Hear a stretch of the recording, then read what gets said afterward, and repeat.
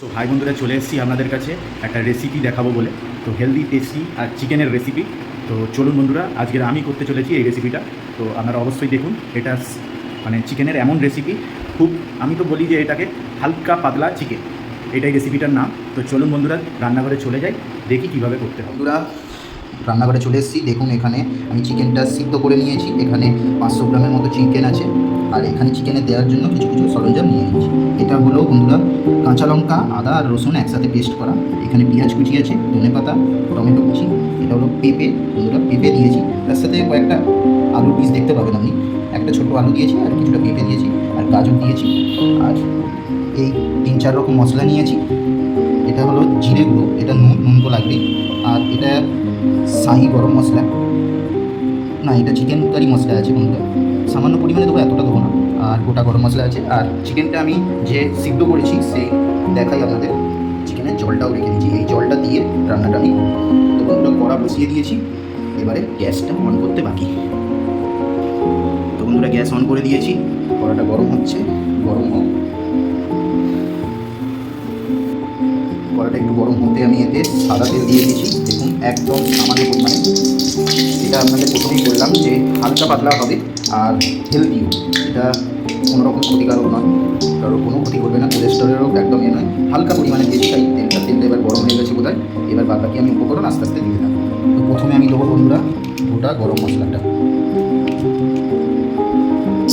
দিলাম। গোটা গরম মশলা দেওয়ার পরে একটু হালকা রেখে দেবো। এবার এতে আমি দিয়ে দিচ্ছি আদা রসুনের পেস্ট।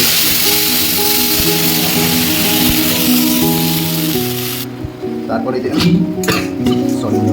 আমি দিয়ে দিলাম আদা রসুন আর কাঁচা লঙ্কার পেস্ট। এবার আমি এতে দেবো পেঁয়াজ কুচি। এতে আমি পেঁয়াজ কুচিটা দিয়ে দিলাম, সাথে দিয়ে দেবো টমেটো আর ধনে পাতা।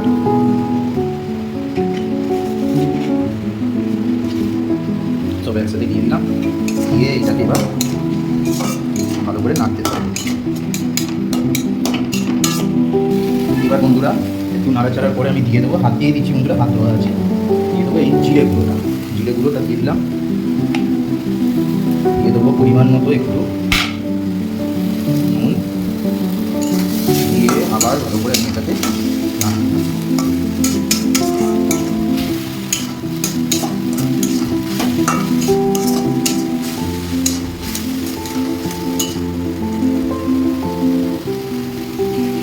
এটা হওয়ার সাথে সাথে আমি এর মাঝে আমি কিছুটা চিকেন স্টু এতে অ্যাড করলাম।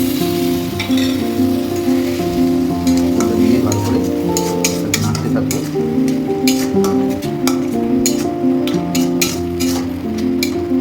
একটু অসুবিধা হতেই পারে, কারণ এক হাতে রান্না করছি আর এক হাতে ভিডিওটা করছি, তার জন্য ক্ষমা করে দেবেন। তো এবার বন্ধুরা গরম হয়ে গেছে, এতে আমি চিকেন সিদ্ধগুলো দিয়ে দেবো। চিকেনগুলো আগে থেকেই সিদ্ধ করা আছে, আমি বললাম কীভাবে এটাকে ভালো করে নিয়ে নেব। তো বন্ধুরা চিকেনটা ভালো করে নেড়ে নিয়েছি। এবার এটা চাপা দিয়ে রাখবো, কিছুক্ষণের জন্য চাপা দিয়ে রাখবো, 2 থেকে 3 মিনিট, তারপরে আসছি। চলে এসেছি বন্ধুরা, চিকেনের অবস্থা এই। এবার এতে আমি দিয়ে দেবো আলুগুলো তো সিদ্ধ হতে হবে। তো আলুগুলো দিয়ে দিলাম, আলুগুলো দিয়ে ভালো করে নেড়ে চেড়ে নেবো। আর এই সময় একটু অ্যাড করবো চিকেন কারি এই মশলা হালকা পরিমাণে দেবো, দিয়ে ভালো করে আরও একবার নাড়াবো। কিছুক্ষণ নাড়াচাড়ার পরে আমি দিয়ে দেবো চিকেন স্টুর আরও কিছুটা জল। বন্ধুরা আরেকটা বলতে, চিকেন সিদ্ধ করার সময় যে জলটা দিয়েছিলাম সেটাই আমি কিন্তু একটু গোটা গরম মশলা দিয়ে দিয়েছি আগে, সেটা বলতে ভুলে গেছি, তো বলে দিলাম। তো এটাকে আরও কিছুক্ষণ আমি ঢাকা দিয়ে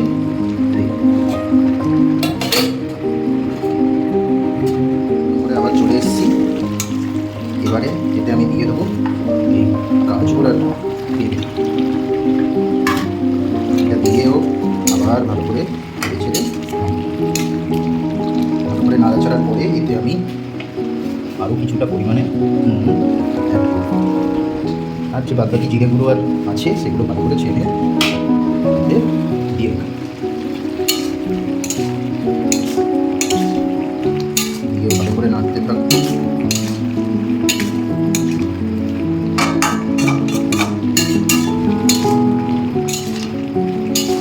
এতে আমি আরেকটা জিনিস অ্যাড করতে ভুলে গেছি, নুন তো অ্যাড করেছি কিন্তু চিনিটা অ্যাড করি।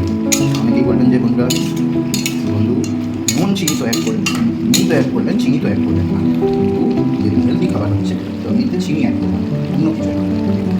তো বন্ধুরা এই দেখুন নিয়ে চলে এসেছি হলো মধু। মধু এতে অ্যাড করলাম, চিনি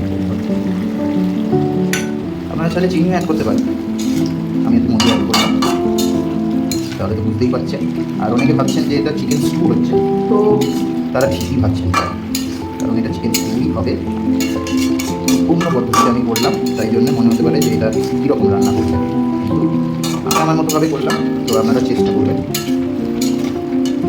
তো ভালো করে নেড়ে চেড়ে নেওয়ার পরে এবার আমি এতে আরও কিছুটা জল অ্যাড করব।